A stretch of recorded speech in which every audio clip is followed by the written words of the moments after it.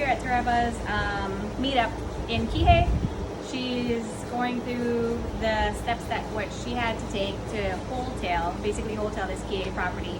Cool story, local family that reached out to her to sell so they could basically upgrade to a bigger house with their family. So nice story. She's done a good job, very minimal rehab, but she's able to turn it around and make some money off of it. And it's right here on Maui too. So she calls it her little unicorn. Kind of a cool deal. So anyway, meetups, very, very important. Hope you guys can go to more of these and get to network with people.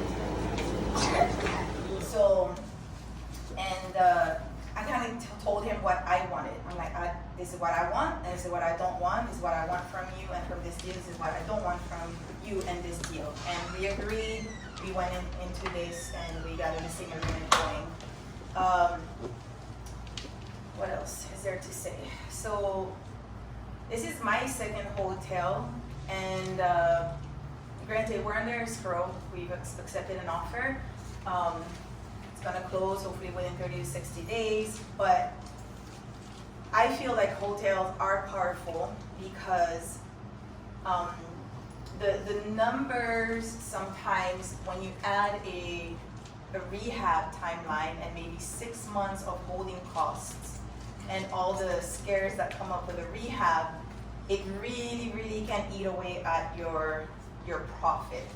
So I felt like going in and listing it at a competitive price so that we get under contract, not after a year being on market, but fairly fast, you know, and just move this deal so that maybe there's less profit. Maybe this could have been listed at $2 million by the time we're done with the rehab, but $2 million after maybe 6 to 9 months of a crazy headache of a rehab. Or we can make a decent profit and just do an as-is or clean up and sell it.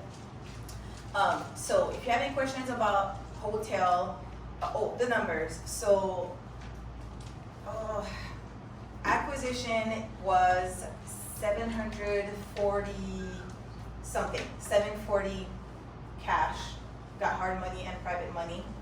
And then as far as the cleanup, I think we used maybe just about $5,000 to clean up lots of trees and lots of junk to move out, and our girlfriend was the professional cleaner. So that's kind of what the numbers were.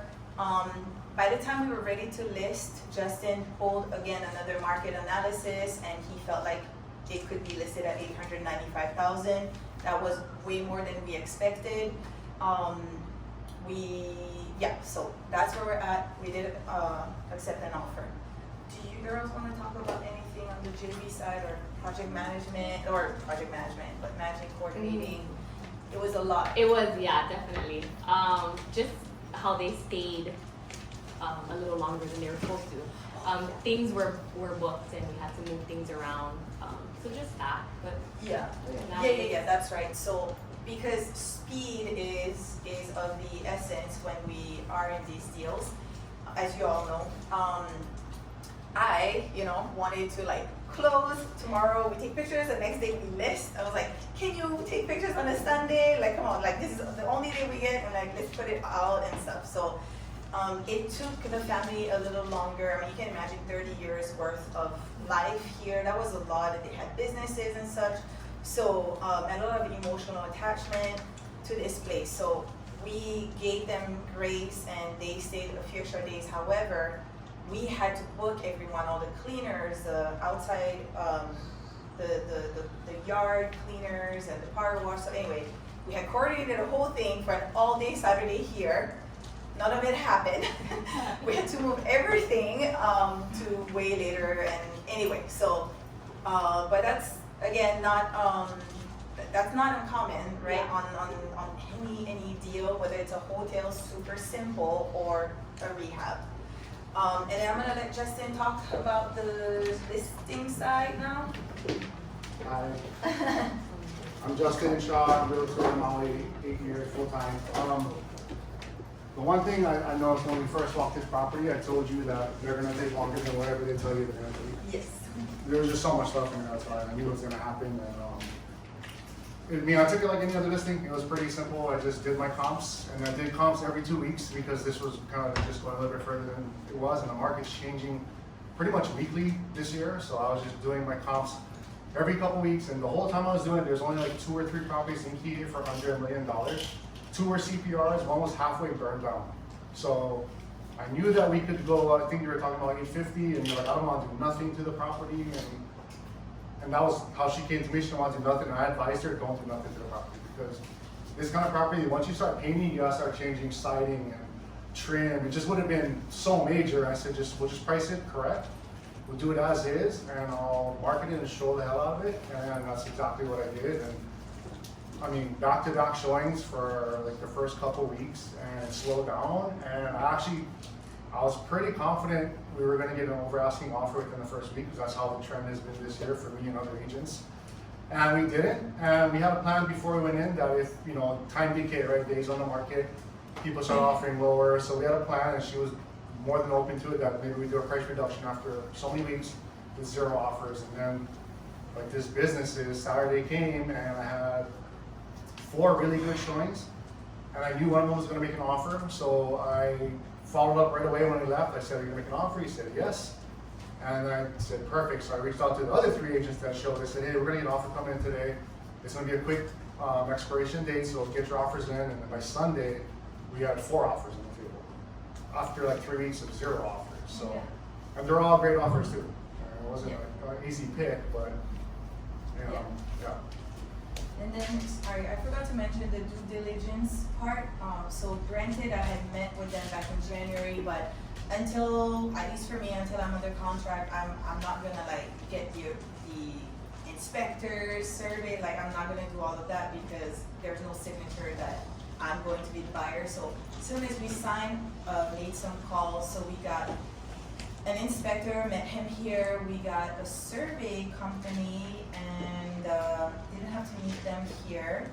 That wasn't a requirement, but again, I'm like, I don't want people to come and like ask for things, like here you go, here's all the So paperwork. typically the seller pays for permanent inspection report and survey, right? Yeah. The buyers typically pay for the home inspection. And then their bank does the appraisal, which they pay for as well, the buyers. And she already did an appraisal, so I had that number to go off of. And that number was a nice number, and he didn't even have a contract to go off of. So normally when a bank does an appraisal, it's based off of our purchase contract.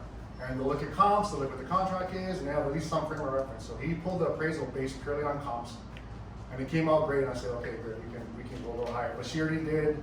I told her we'd have to do survey, and if it's a quick closing, the survey guys, everyone's booked. So we put it on the books already. We had it done prior, so I provided that to any buyers. The home inspection report I did not provide to any buyer unless I knew it was a serious buyer and I knew that the agent was experienced. Because the home inspection report can and does scare new agents and new buyers. That's why when you're representing a buyer, you usually walk through the house with the inspector. You can point out things that he's writing down, because on paper, it looks bad. It looks, things he's writing, the pictures he's showing, looks bad if you receive it in an email, but if you're walking with him, you can tell you it's not so bad, not so bad. So I held on to that home inspection report, which has already been given to the buyers that we're under contract with, full disclosure on everything, of course. And I didn't provide it to anybody until I knew it was serious. And before they wrote an offer, I sent it to them, and I said, this is where we stand.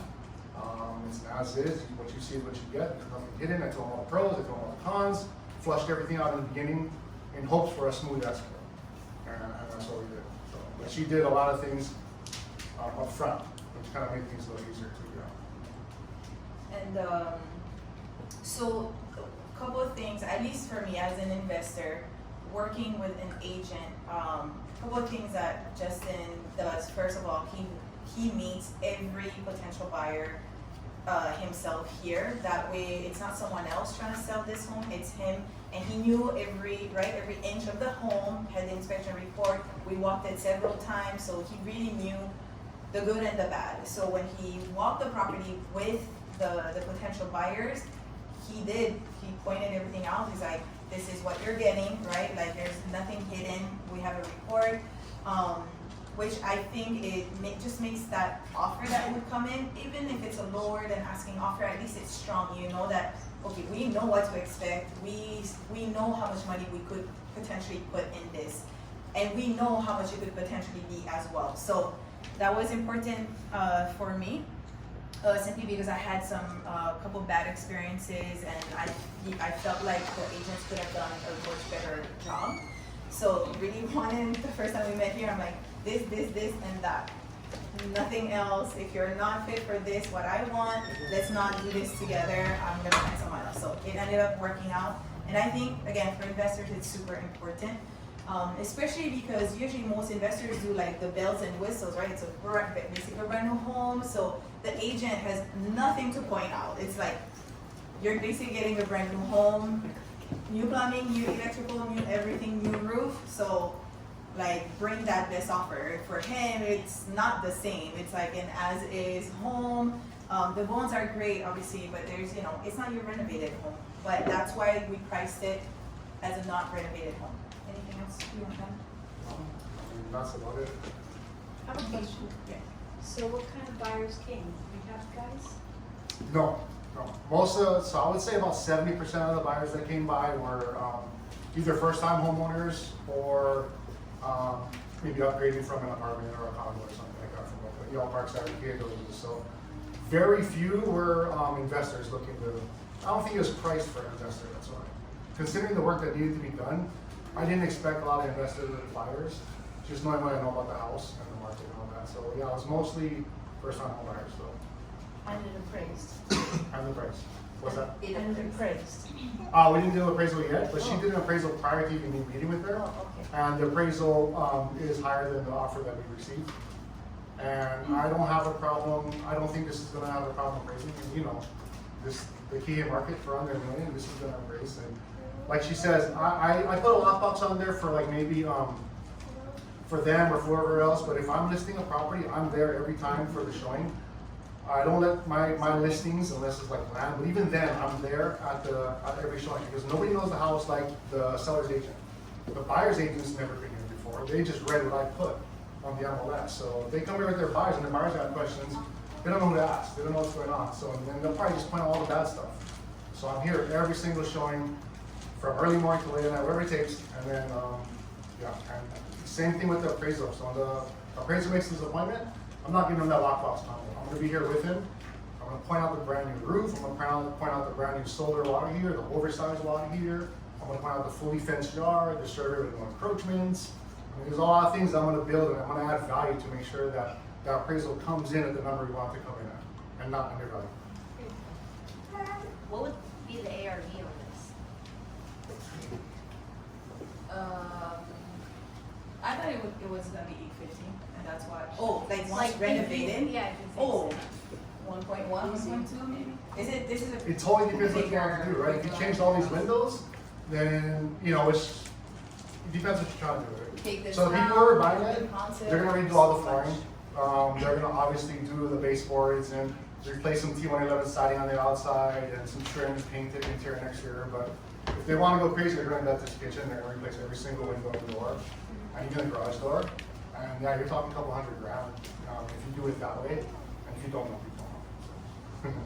Maybe I missed it, but can you just walk us through how you came with a 740 asking price? What was Oh, yeah, originally what they asked for? Initially, I forget what was it. Neil actually was one of the investors that I called and was like, can you see if you can help them?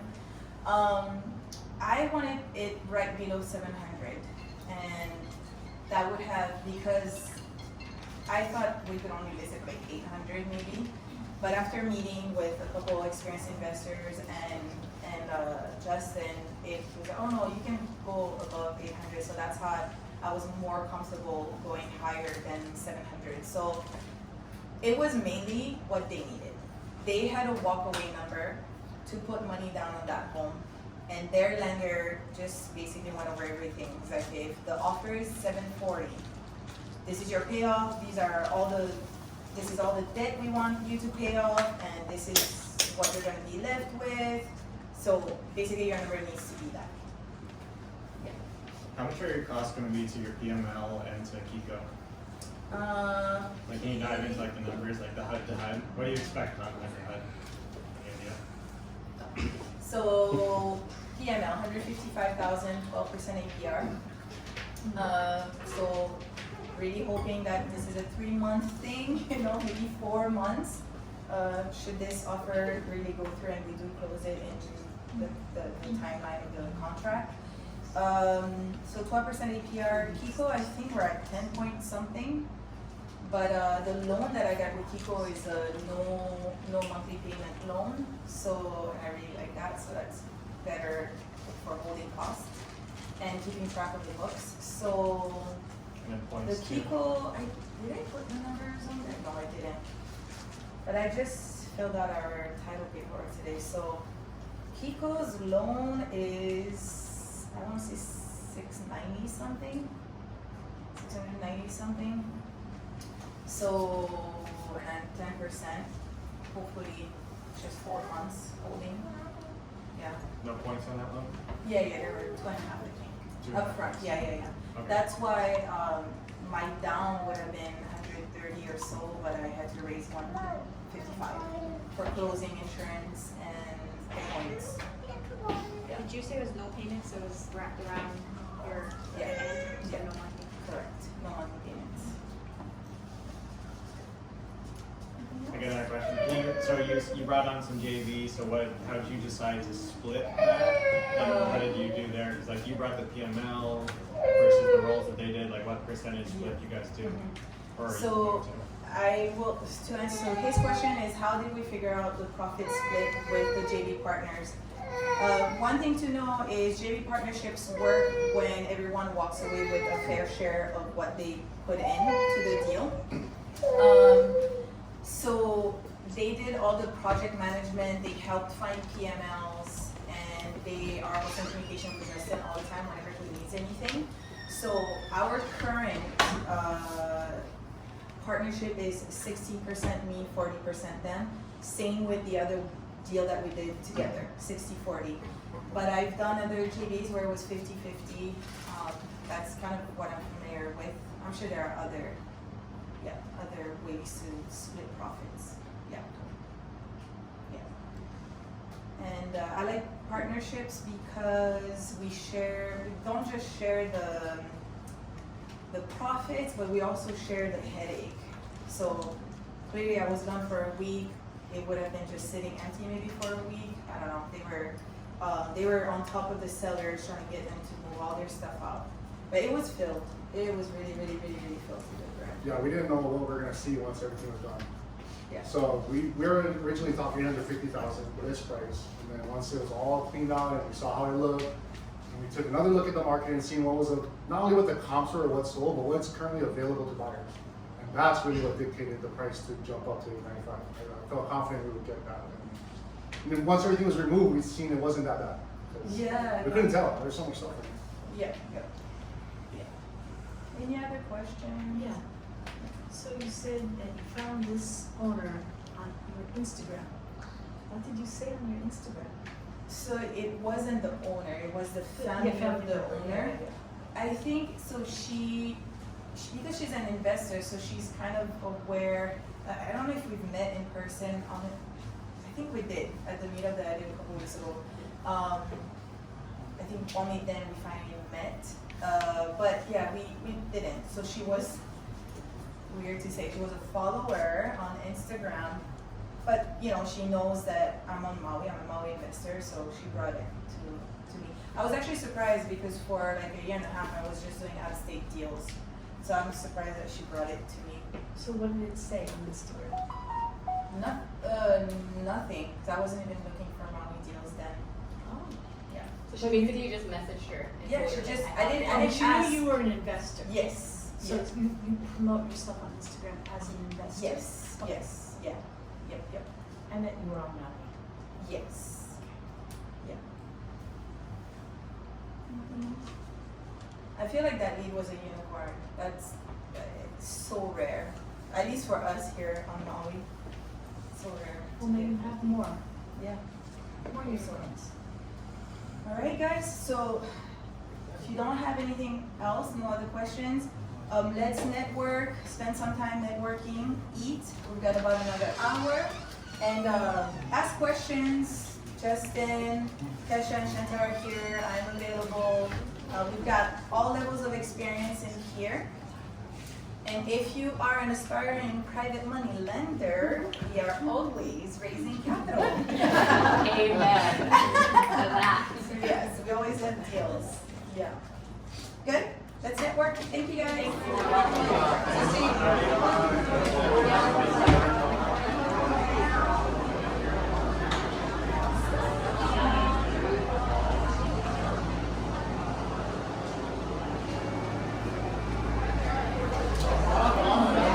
Hey, what's up?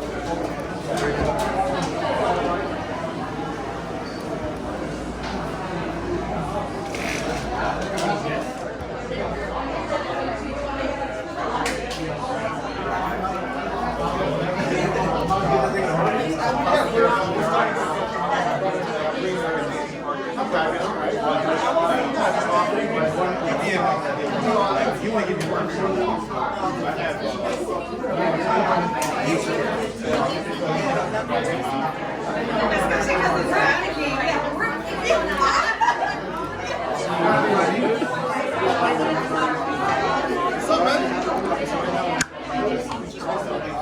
What's up?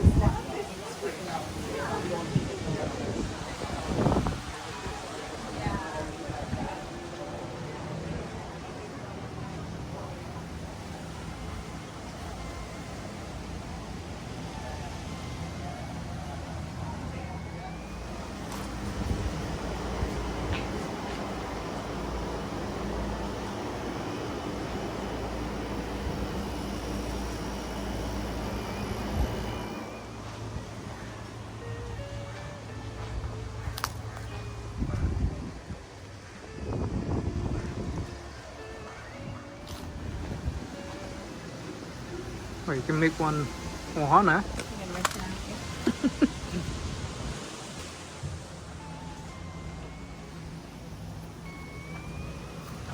Oh, excuse me.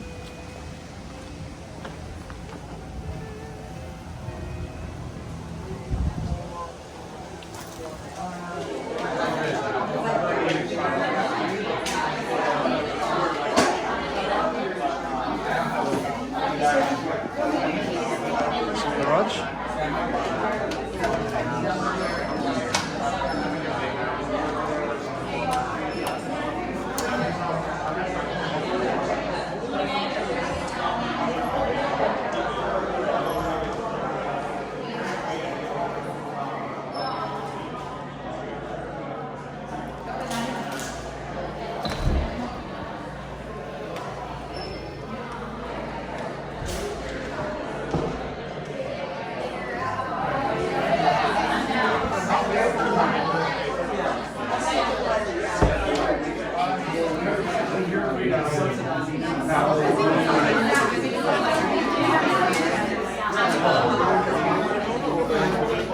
Mostly like North Phoenix.